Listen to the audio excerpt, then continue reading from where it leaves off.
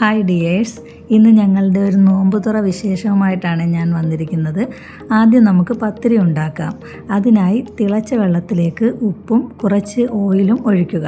പത്തിരിപ്പൊടി ഇട്ട് നന്നായി ഇളക്കുക. സിമ്മിൽ വെച്ച് കുറച്ച് നേരം അടച്ചു വെച്ച് വേവിക്കുക. ദാ നമ്മുടെ ആദു വന്നിട്ടുണ്ട്. കുറച്ച് സംശയങ്ങൾക്ക് മറുപടി കൊടുത്താൽ സന്തോഷത്തെ അളങ്ങ് പോയിക്കോളൂ. അപ്പോഴേക്കും മാവ് വെന്ത് വന്നിട്ടുണ്ട്. ആ ചൂടോടുകൂടി തന്നെ നന്നായി കുഴച്ചെടുക്കുക. ചെറിയ ഉരുളകളാക്കി മാറ്റി വയ്ക്കാം. ഞാൻ കല്ലിൽ പരത്തിയാണ് എടുക്കാറുള്ളത്.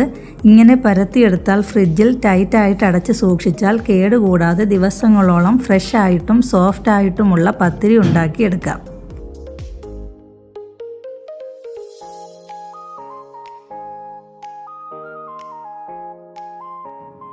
അങ്ങനെ നമ്മളെ എല്ലാ ഉരുളകളും പരത്തിയെടുത്തിട്ടുണ്ട്.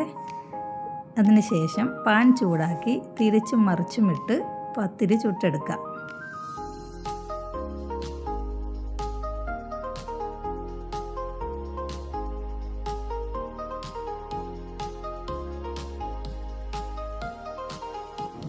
ഇനി നമുക്കൊരു ബീഫ് കറിയും കൂടി ഉണ്ടാക്കാവേ. ഒരു നോർമൽ തട്ടിക്കൂട്ട് കറിയെന്നൊക്കെ പറയാം. കുക്കറിൽ ഓയിലൊഴിച്ച് സവാളയും ചെറിയുള്ളിയും വഴറ്റുക. ശേഷം ഇഞ്ചി വെളുത്തുള്ളി പേസ്റ്റും കൂടി ചേർത്ത് പച്ചമണം മാറുമ്പോൾ നമ്മുടെ മസാലകൾ ചേർക്കാം. മുളക് പൊടി, മല്ലിപ്പൊടി, മഞ്ഞൾപ്പൊടി, കുരുമുളക് പൊടി, ഗരം മസാല എന്നിവ ചേർത്ത് നന്നായി വഴറ്റിയെടുക്കുക. ഇതിലേക്ക് കഴുകി വെച്ചിരിക്കുന്ന ബീഫും കൂടി ചേർത്ത് തക്കാളിയും മല്ലിയിലയും ചേർത്ത് മിക്സ് ചെയ്യുക. പാകത്തിന് ഉപ്പും ബീഫിന് വേകാൻ ആവശ്യമുള്ള വെള്ളവും ചേർത്ത് 4-5 വിസിൽ അടുപ്പിക്കാം.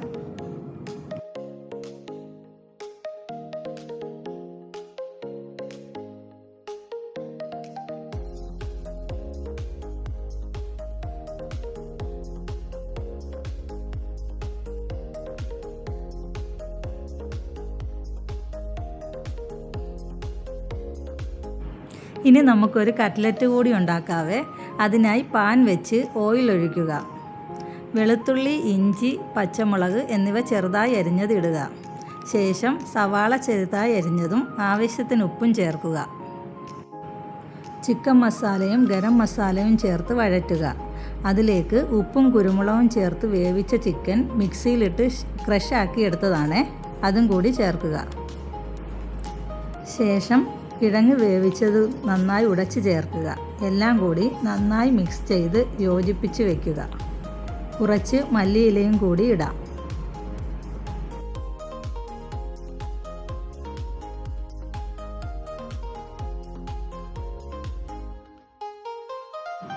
ഇനി ഒരു ബൗളിലേക്ക് 2 മുട്ട പൊട്ടിച്ചൊഴിക്കുക.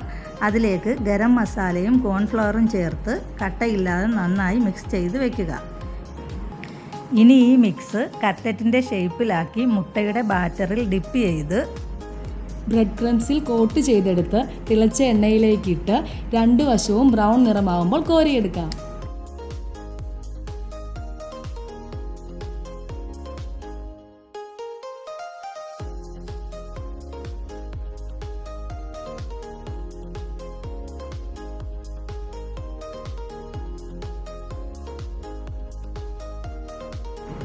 അങ്ങനെ നമ്മുടെ ക്രിസ്പി കട്ട്ലേറ്റ് റെഡി. ഇതൊക്കെയാണ് നമ്മുടെ ചെറിയ വലിയ നോമ്പുതുറ വിശേഷങ്ങൾ. എല്ലാവർക്കും ഇഷ്ടമായെങ്കിൽ ഞങ്ങളെ സപ്പോർട്ട് ചെയ്യണേ, സബ്സ്ക്രൈബ് ചെയ്യണേ. Thanks for your watching.